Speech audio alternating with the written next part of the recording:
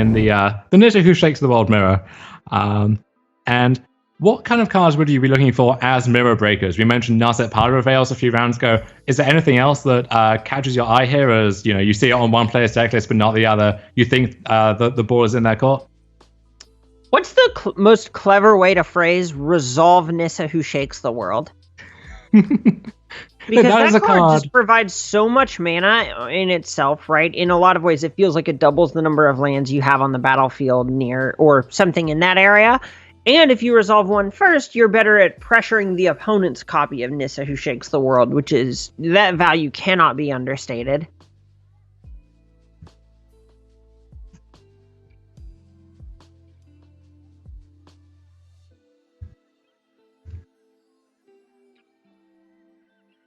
And it is refreshing in a way not to be talking about which player, if either, has the turn 2 growth spiral to jump out ahead. Instead, though, Thought Erasure, a good turn 2 play to open this mirror match.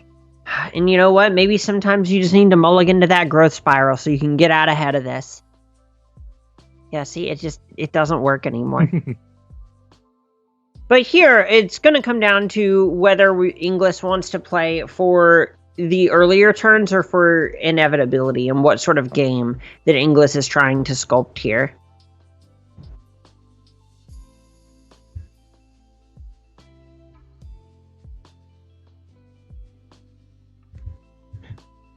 And Nissa Who Shakes the World surveilled into with Thought Erasure.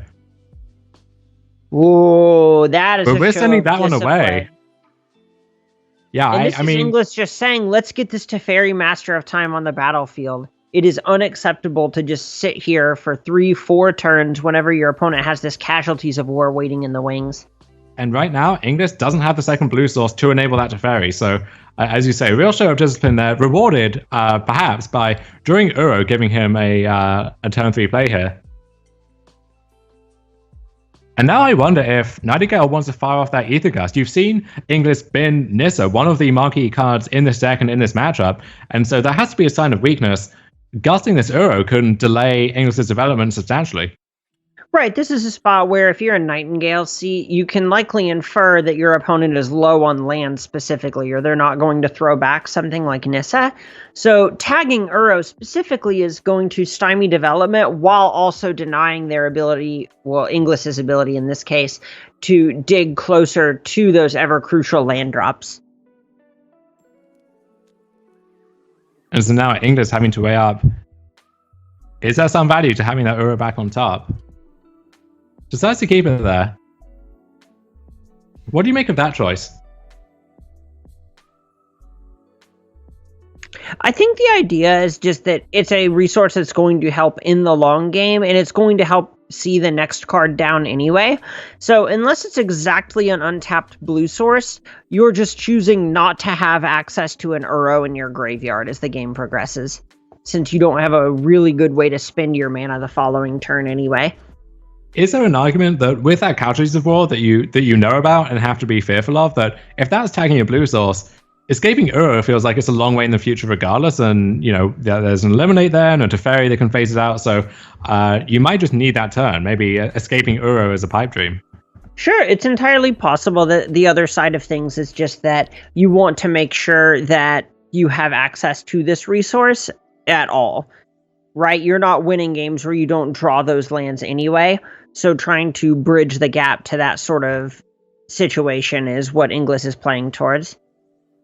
And Teferi Master of Time, you can see its utility in this Sultai deck here from Tyler's side. A great way of smoothing out some of the clunkiness and inconsistencies that the Sultai deck can be prone to. Right, and that's part of why Inglis was so interested in trying to pave the way for their copy of Teferi in hand, is there are these two copies of Heartless Act that just don't have text. Right? These are cards that aren't really going to do anything unless they get lucky enough to tag a couple of Nissa lands, and even that does not feel particularly likely. And these are cards which you play because you have to respect the other half of the format, the various aggro decks that we have not actually seen all that much of today, but then you draw them in the mirror or against some of the control decks, and you wish you had basically anything else. Ooh, and we see Inglis trying to gamble a bit here with this other copy of Uro, knowing this blue source is not long for this world, and bricking again. And here's Nissa who shakes the world, coming down for Nightingale through an ether gust on Inglis' side. And that's just why hitting these land drops is so important in the matchup. And Tyler even has both Casualties of War and Hydro Creators in reserve, with Uro hanging out in the graveyard too. And Inglis currently no access to a card like Casualties of War that could get him back in the game, and even if he did, he's a long way off from casting it.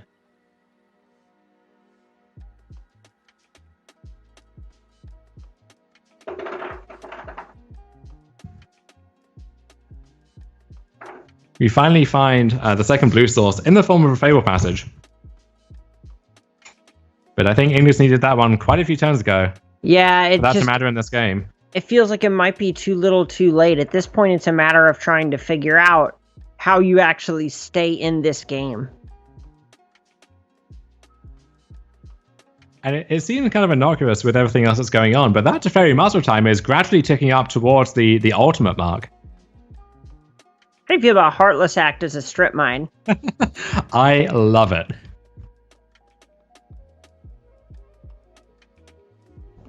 And Nightingale still has an abundance of mana thanks to Nissa, even with one of those lands getting strip mined here.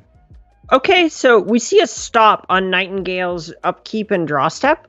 Is there a world where Inglis goes for the Aether Gust on draw step on this Nissa? Look at this, yeah. If Inglis doesn't, or excuse me, if Tyler doesn't find a fifth land here, and he doesn't, wow, so that Nissa now, that's stranded. There's no way for him to recast that this turn. It's likely just gone forever, right? What do? Keep that on top of your library whenever you already have one stranded in your hand? And it's hard for Tyler to put Inglis on exactly Heartless Act plus Ether Gust here, but you start to think, like, was there an argument for just not animating anything? Which, it sounds wild, but then these are the kind of discussions you have now. Right, whenever you feel like your opponent might just have a pile of removal spells in their hand, that is the kind of thing you want to consider whenever you want to avoid allowing your opponent's spells to line up favorably with yours. And a sick land here for Inglis allows him to play either Teferi Master of Time or Uro and one of the black cards this turn. And this is that position that you were talking about a moment ago, where all of a sudden Inglis really needs to prioritize checking this copy of Teferi. Yeah, it's hard to make out on the interface, but that's up to, what is it, 8 now? 8. Oh yeah, that is 8.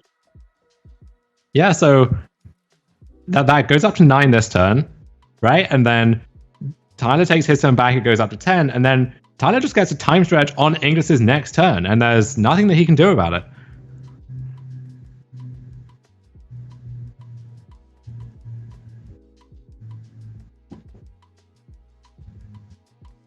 Oh, and you see Inglis going for the line that says, okay, well, I'm going to discard your Aether Gust, and I hope that you don't do anything relevant on your next turn, because this Uro has to connect with Teferi.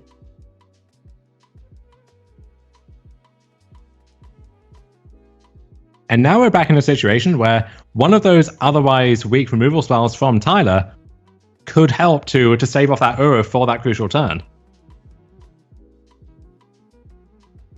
You know, under other circumstances, you don't want to draw Heartless Act or Eliminate in this matchup, but right now, maybe you do.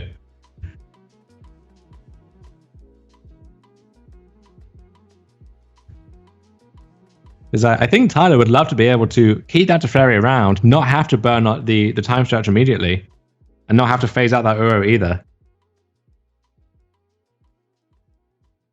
Is that not putting the Watery Grave into play just so it can be looted away with Teferi Master of Time later on? A forward-thinking move from Inglis there. How interesting is that? Well, he knows that Heartless Act, that's another strip mine rolled up if Tyler goes for Nissa again. Right, you have to keep this Heartless Act if you want this Uro to connect with Teferi. What a great draw! Again, Extinction Event, again, not what you want in this matchup, except when it's the only thing you want in this matchup, and that's right now. Oh, exiling this Uro is going to be huge. Now, this does give David Inglis a window to maybe find a Casualties of War.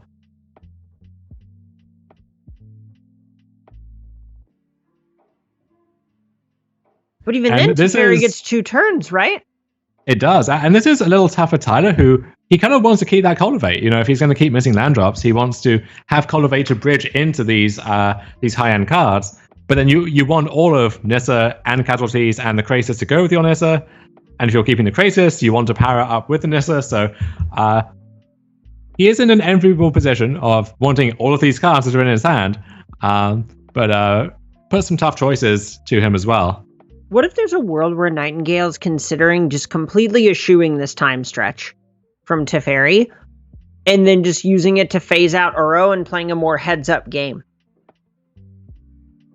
I could see it. I think the advantage of the time stretch is just so phenomenal that it's worth playing towards that if you can at all afford it, which I think Tyler can here, and he seems to agree. Right, and this is a spot where, because Inglis doesn't have any way to pressure this Teferi right now, Nightingale just has the ability to roll up Teferi again on Inglis's turn and then go back to Nightingale and then time stretch himself.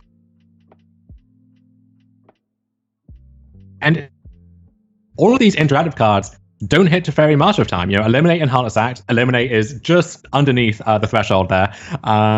Aethergust can't bounce it back to the top or the bottom.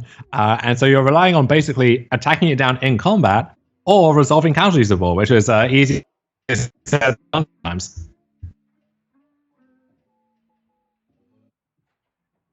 Oh, do we finally have an easy discard?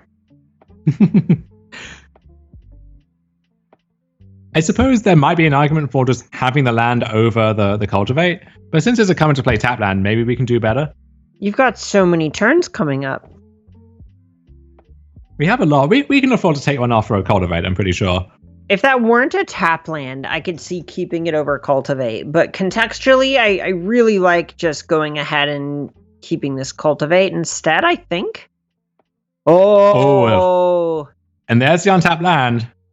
And actually, this could be lethal by itself, right? So Nissa, we get 3 this turn, and then 6 the following turn, 9 the turn after that. Really going for the triangular numbers here. That's 18 by itself, and then if we just play a Hydro Crisis in there too, I guess we're really forcing a minus on Inglis's Teferi. But even that, I don't think is going to be good enough. Takes care of one of these.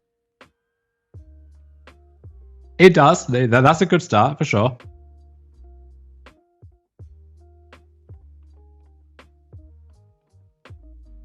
And I wonder if Inglis wants to use that right now, because if he knows how these next few turns are scripted, and so, I guess we could work an Uro into the equation too, and maybe you'd rather Heartless Act that, but you know this land, if you don't remove it, is attacking on each of the next 3 turns.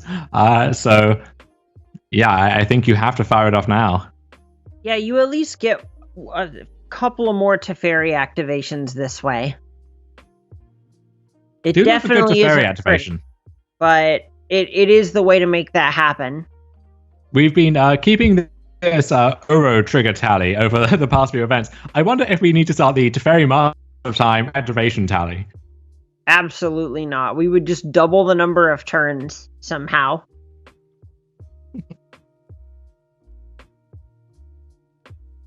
Oh no, that cannot feel good. Everyone knows what QQ means. When your opponent shocks in a land when they already have a bunch of mana thanks to Nissa, you know it's not good news. And there is a 7/7 Hydro Crisis for Tyler Nightingale.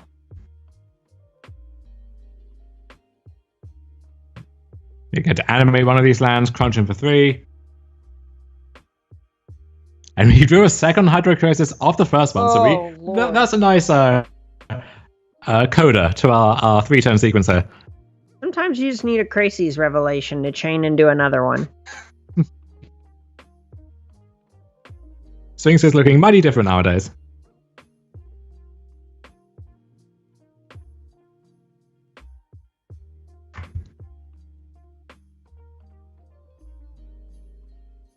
And Inglis put up a really valiant fight in this game. It looked like he was about to claw his way into it, potentially, but I think 3 turns in a row, with Teferi remaining on the battlefield, is going to put Tyler Nightingale too far ahead here.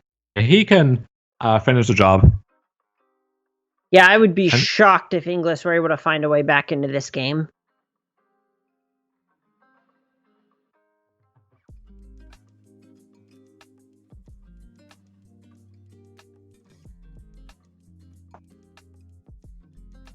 And Tyler, just going through the motions here, double checking all the math.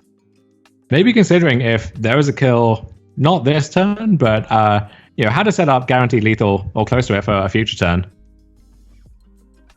Whether this Uro maybe is a better line here than the Krasis. It's a strange spot where I'm not sure how many turns are left in the bank. I think this is Nightingale's last turn. I think it is. And so now maybe he's thinking, do I hedge against one of the 3 main extinction events that I know David Inglis has?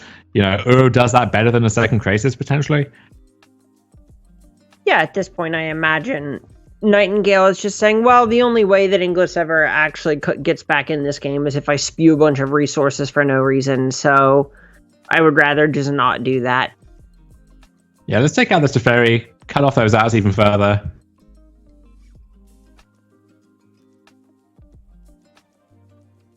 Or just draw a ton of cards with another Krasis.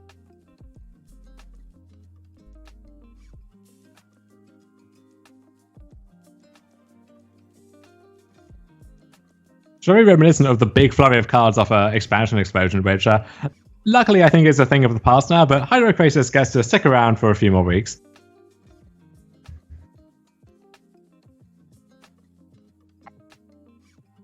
And Inglis gets to go for his own Uro, but has to think that one of those, 7 cards in Tyler's hand is a removal spell to swap this one out of the way. Look, and even if it isn't, outs. Teferi can still phase it out.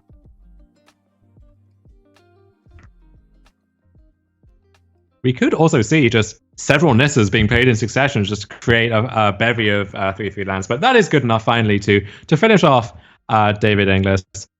And as he's playing a sideboard, you can use the gift code SCG to save 10% at checkout at coalesceapparel.shop. One of our sponsors, you see some of their magnificent wares there. I'm personally a big fan of the Should Have Played Around It t-shirt, which is the most recent release from them. Really a good one to have in your wardrobe. I had my Live Meebo shirt. Came in earlier this week, and I've been wearing that one around the house. Big fan of all the different stuff they have in the streamer line. You can see Jim Davis's Pile Drivers shirt down there. There's really some great stuff. Can I get a banned breeding pool shirt, or is it maybe that one won't be released in time? But in any case, as we move to sideboarding here, we see Inglis locks it in very quickly. Nightingale taking a bit more time. Noxious Grasp we see in a sideboard, I imagine, will work its way into the rotation. But a lot of good options. And this is one of those situations where you maybe are already main decked with the mirror in mind or with these kinds of matchup in mind. And so if you are not careful when building your sideboard, you have more cards to bring in than you have room for. And so you end up having to make some tough choices. Yeah, it's a spot where it's hard to actually weigh what the best cards in the matchup are, when a lot of times it's just what a lot of people refer to as a good cards deck, right? You're just kind of trying to weigh what axes you want to make sure you're able to cover the most based on what you think your opponent's going to do in sideboarding. How do you feel about those mystical disputes that we see make into Tyler's 60 here? I think a lot of that is just trying to capitalize on the fact that if you can check Nissa, that both decks are playing a ton of big clunky spells, and that card is going to range from 1 mana counter spell to cancel. There's also the fact that both players have not just a Teferi Master of Time, which we saw do such great work in Game 1, but also Narset Powder Veils. Both players leaning towards that as a card for the mirror.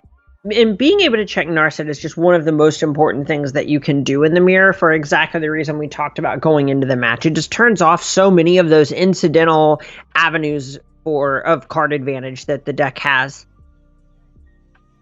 And Tyler has the turn 2 Thought Erasure queued up, but chooses to pass the turn instead. Maybe concerned about dispute on the Thought Erasure into something else. But David Inglis, no access to mystical dispute, so that's a curious line from Tyler there. I imagine the idea is just wanting to be able to make sure that you don't get colded by something like 2 copies of Narset or something to that effect. So if you hold Yeah, up Mystical Dispute, then that actually just makes sure that Inglis has to commit all of their mana into that play. that is the nightmare scenario for sure. So maybe a safer window for Tyler to go for that this turn. Or just hold up the Ether Gust. That might be appealing too.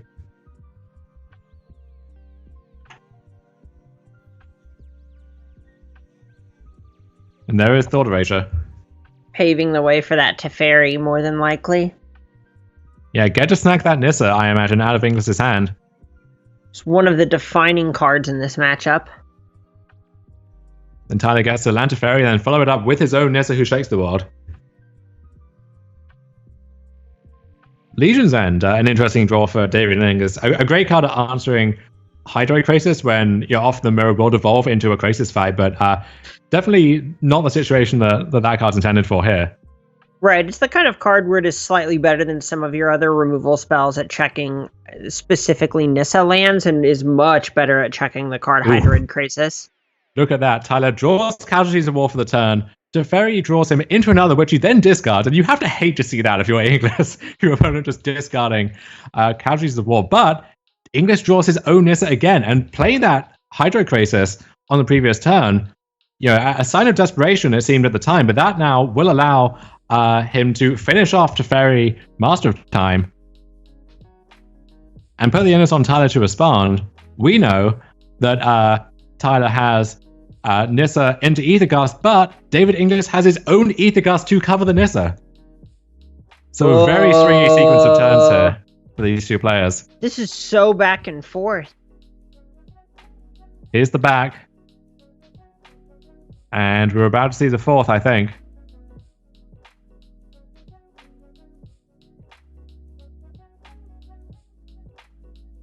But this is only the third Nissa. This is interesting.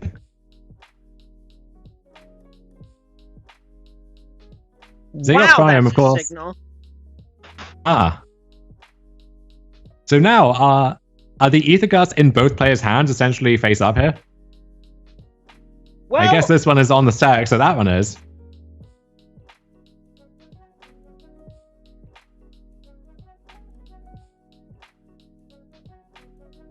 How does this fight compare to if Inglis had just used the Ether Gust on Tyler's Nissa the previous turn?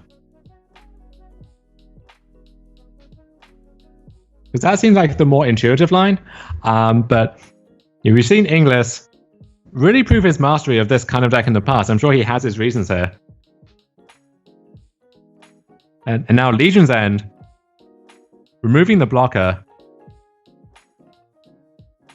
Yeah, and this is going to pave the way for Inglis to actually attack the Nissa if that's the line that they want to go for. On only 4 lands, though, Aether Gusting the Nissa itself is fairly attractive. And at last, there is Ether Gust on Nissa. And now we're back in the same situation we were last game, where Tyler has the Nissa to finish that chain, but doesn't have the 5th land to do it with. Oh, and this is something where Nightingale needs to find more lands off the top. And there's Nasa, a great card if you're at parity or can defend it. Not great on this board state. No, this is the Nightmare scenario where that card is just pretty close to a Revitalize.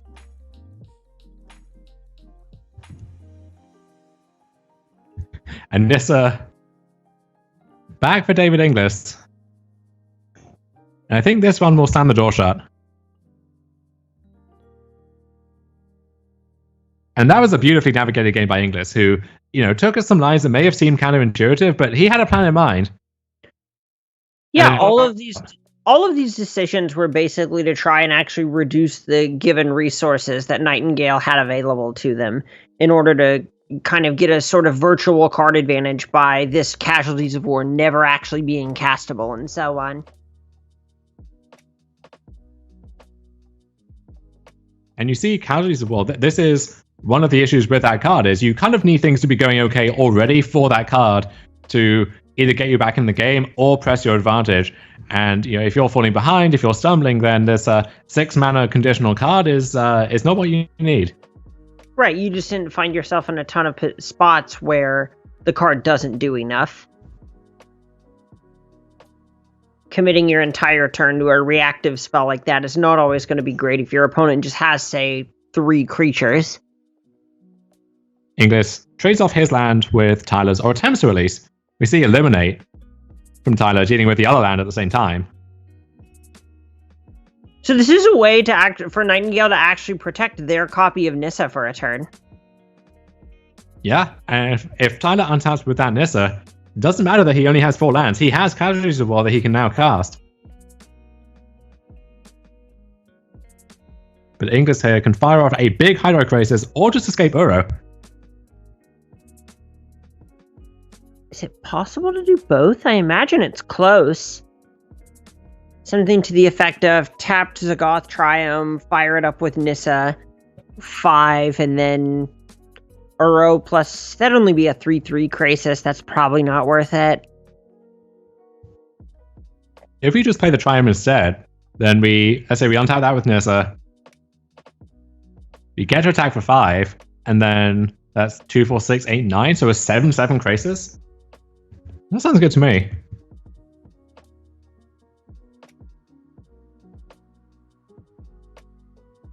But Casualties of War can do a lot of work at cleaning out this board.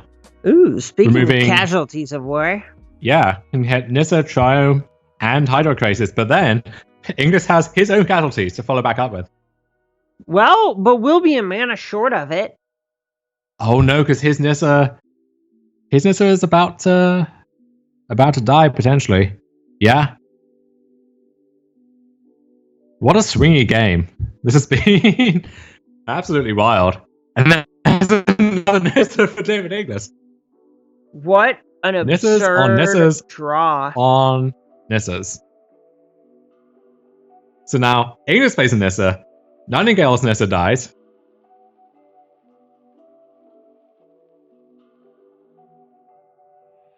And then Tyler has yet another Nissa, which he can no longer cast because his other Nissa just died.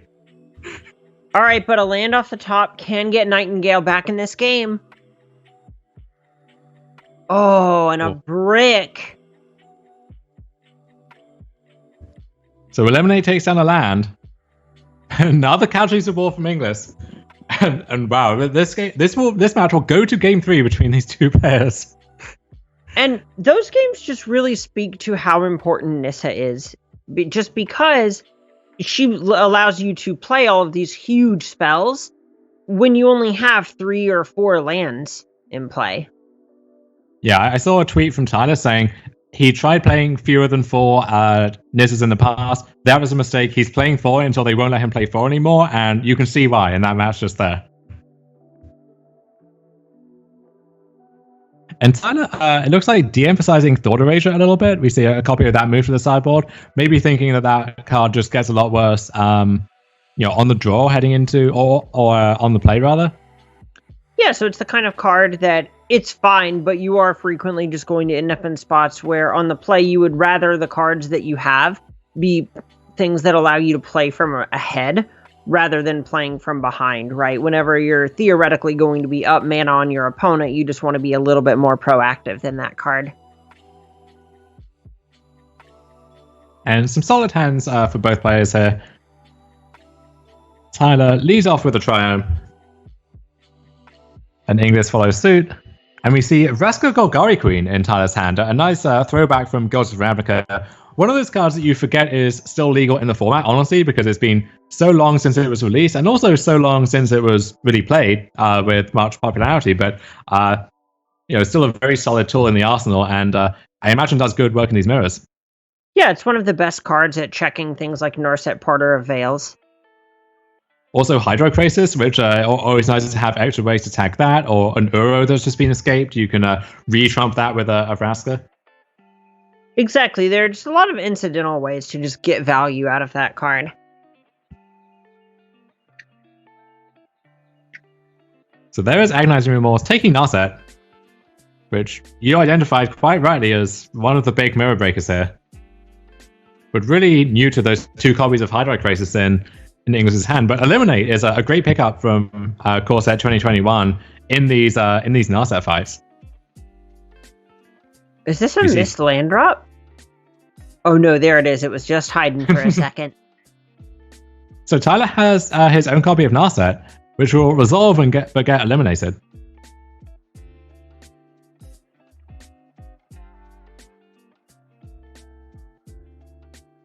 We'll see what Narset can unearth. This would be a great time to pick up something like a Nissa Who Shakes the World. Was that a brick? Or was it a second Ether Gust? Or it may have been a brick. I think it was a brick. That Ether Gust would be revealed. Huh. You hate to see that if you're a Tyler fan. Oh, that's so brutal for Tyler. And Inglis is making all the land drops in the world right now. A nice setup when you have 2 Krasis and a Casualties of War in your hand. And there's Vraska. Oh, and this is not what Tyler wanted to do this turn with that Casualties coming from Inglis next turn. And the 3rd Krasis off the top for Inglis, but this is going to be a back-breaking Casualties of War. You see Inglis smells blood, he's going for it. Tag that Triome, kill that Vraska. And Tyler is now even deeper in the mana hole. Finds the 4th land again. But now I think Inglis can either just start firing off these Krasis, or can we Thought Erasure and escape Uro this turn? I would be surprised if we didn't go for Hydroid Krasis. That's just the world's best Kiss of Amisha, right? I would say Kiss of Amisha was always the world's best Kiss of Amisha. Yeah, that sounds like someone who wants Hallowed Fountain to be the best Shockland. As someone who has copied Kiss of the Amisha with Pyromancer Ascension in a competitive standard tournament before, I stand by my girl. I stand by Kiss of the Amisha.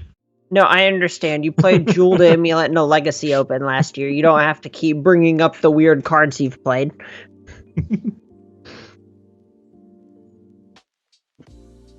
And is this Krasis time again? Yeah, so this is the awkward thing about playing all of these reactive cards against Hydroid Krasis without something like Narset in the mix, is now all of these just feel like the world's best Mind Rots or miniature Cruel Ultimatums whenever Nightingale is investing a card and Inglis loses 1 card and still draws 2 additional ones. And Tangrams is effectively saying to Tyler, yeah, I know you have Ether Gust. What are you going to do? You're going to put my Krasis back on top so I can do exactly the same thing next turn while you're floundering around, not taking any game actions? Because that sounds like a great trade-off to me. I'll sign up for that.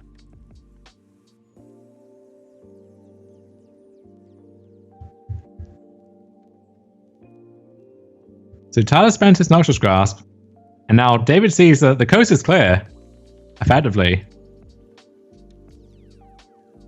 And there's a point where Inglis might go for an Aether Gust just to pave the way for this Casualties, but I think just knowing that Nightingale only has 1 kind of card in hand is going to be great. Yeah, and I kind of like taking the Casualties because conceivably if this game somehow lasts for a few more turns, that Casualties could be a big deal. As it is, though, this is just such a crushing position for Inglis. Right, it's 4 lands and 3 cards in hand on Tyler's side to 9 lands, 6 cards on Inglis. And there's Noxious Grasp just to cover the Nissa from Tyler from another angle.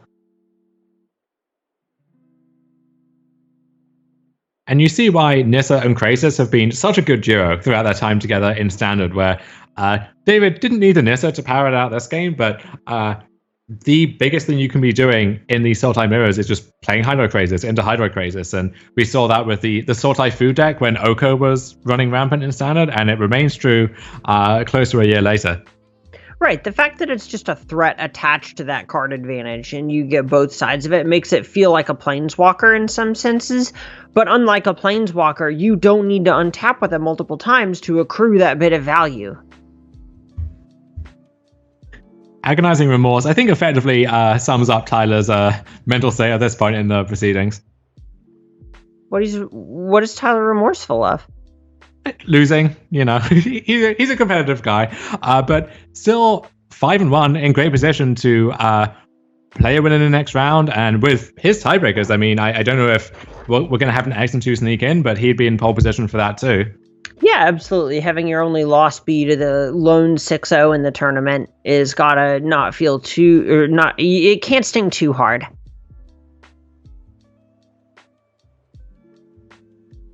Did we establish what the collective noun for jellyfish was? I know this came up before, and I know someone told us the answer, but it's slipping my mind here. I think it is a 6-0 record for David Inglis. Yes, a 6-0 of Crazies carries David Inglis to the top of the standings.